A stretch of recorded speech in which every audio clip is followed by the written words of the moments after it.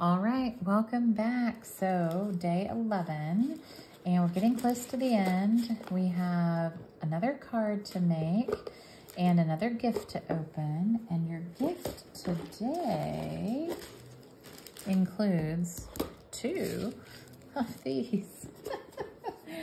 I can't find my other one. Oh dear, goodness gracious. All right. It includes both the dark and the light of the Pool Party blend markers.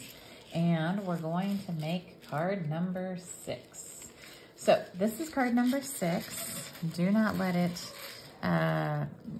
scare you. It's a really cool card.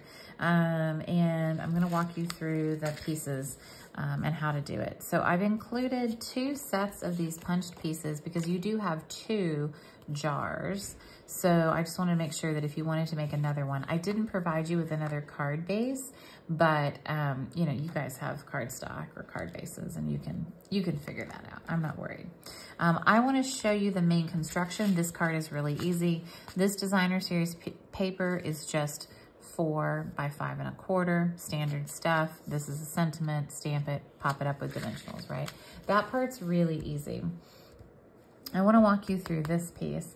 I also included a little baggie of these effervescent elements.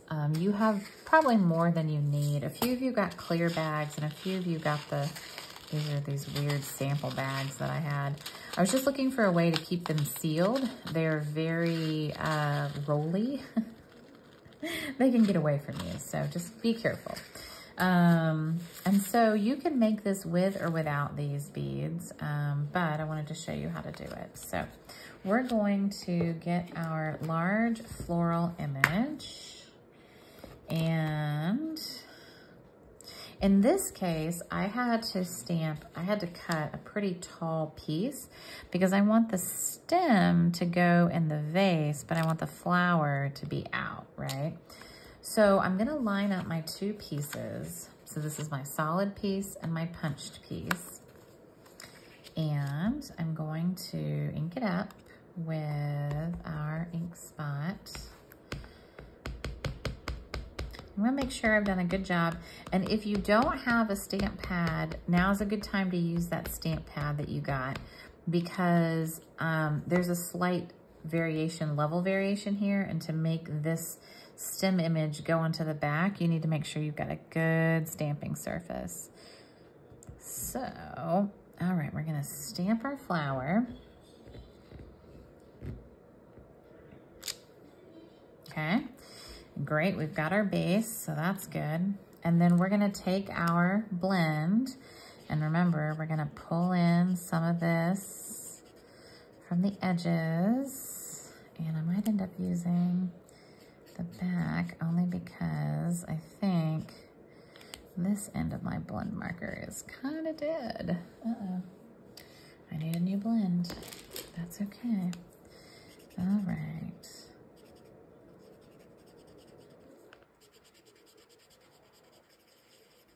So they do eventually lose their juice, although it takes a really long time, and I've gone through many years with mine, but eventually, yes. All right, and then I'm just evening mine out with this other color that I put in here. Okay. All right.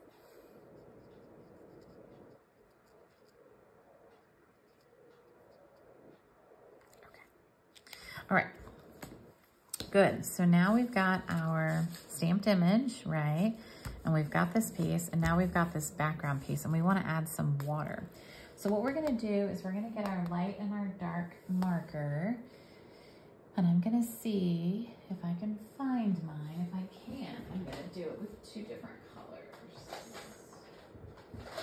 Okay. I'm going to use the light and darks of Balmy Blue, but I did use Pool Party on here. I just don't know where my other marker is, so I'll hang on that until I find it. All right, so we want to start with some dark water in the bottom. And so you're going to want to just color some darker water down in the bottom. And then, and I'm going pretty far, I'm going outside where I know the bottle will be, okay? And I'm gonna do, you know, water, you know, up to where I know it's gonna go. And then I'm gonna try to blend this middle part. So what's cool about alcohol markers is that you can't over blend, because you'll never like rub the paper off, because the alcohol markers, they do bleed through, but you can actually blend colors together. So if you wanted to, you know, come in, is this dark pool party or light? This is the dark pool party. You know, if I wanted to come in and add a little bit of a bluey tone to it, I could, and then I can come back with my light. I like to use the fat end. I can come back with my light and I can kind of blend that in. So you can mix not only different colors, but different tones together. And see, now I've got a bottle that has some water, right? Yay, so my bottle, my flowers have water. Then I'm gonna take